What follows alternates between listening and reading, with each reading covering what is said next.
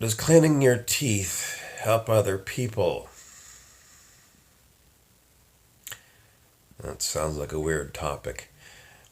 Well, the idea comes because it's said by some that by you going inside and meditating within,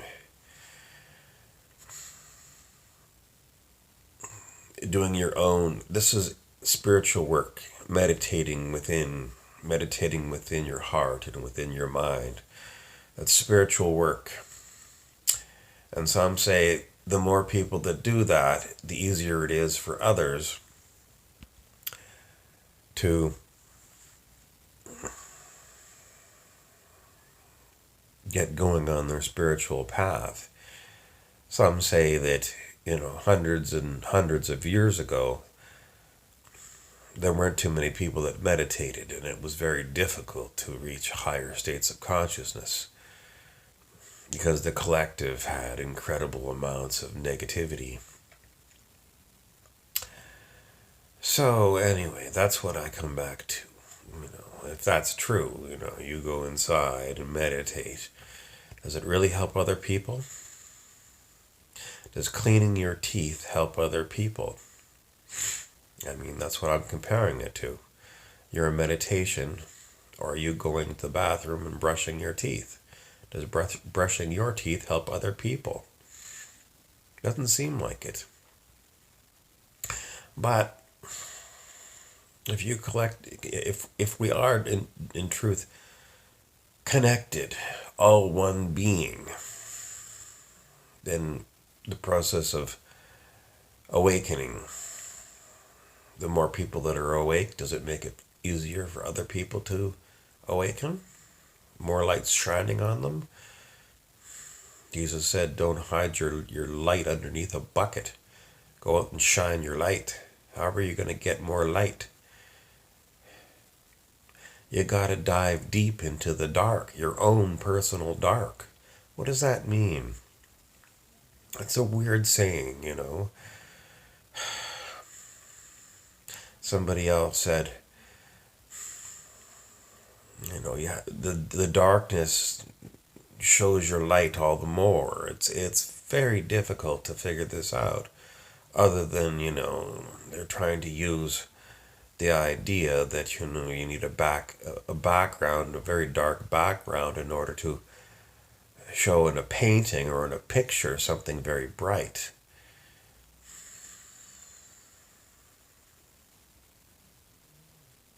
No, I don't think so. I mean, your eyes, if you think about it, if somebody shines a very bright light at your eyes register very bright. You don't need it to be in a dark room for somebody to shine a bright light on you. I mean, if you were outside, and, well, maybe you do. I don't know.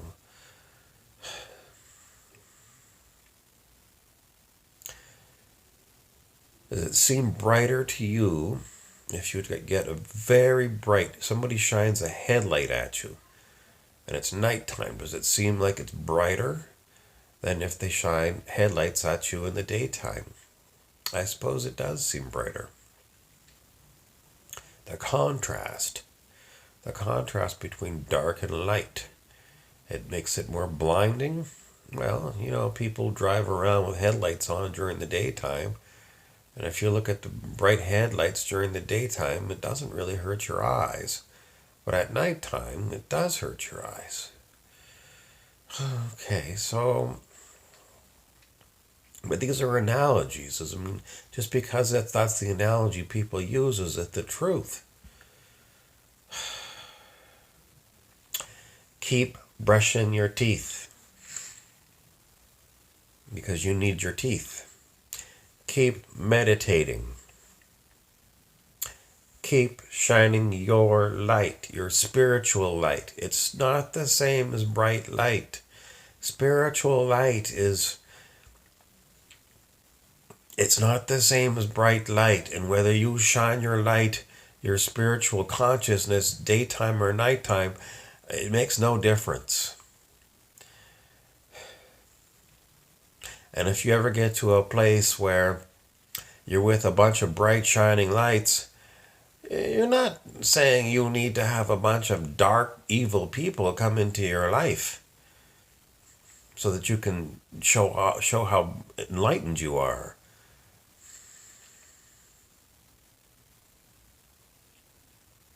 It'd be lovely to go to a place that are with very conscious people.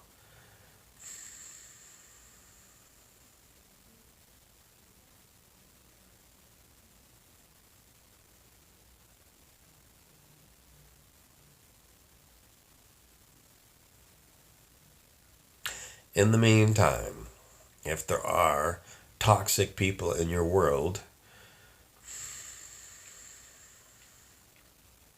know that they have issues.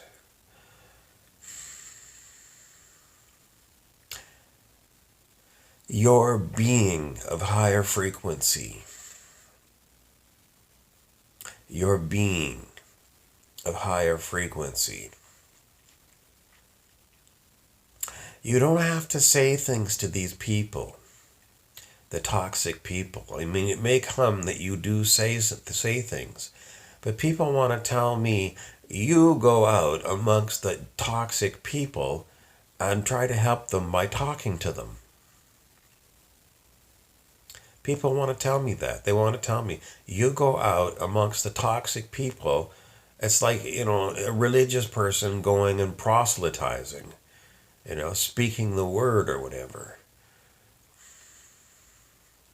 It's not given to me to talk to these people. But my frequency, by me meditating, my frequency changes the consciousness of the collective. Is it true? It's absolutely true. You just being here, being of higher consciousness, that is the gift you give to toxic people. You just being here. So don't feel like you have to go back to the toxic people in your life and keep going back and trying to change them. Because this is the message that I'm getting. I'm getting a message from a lot of people. You need to go out and help the toxic people by going out among them. It's almost like an old teaching of Jesus. Jesus going to hang out with the people at the bar or something.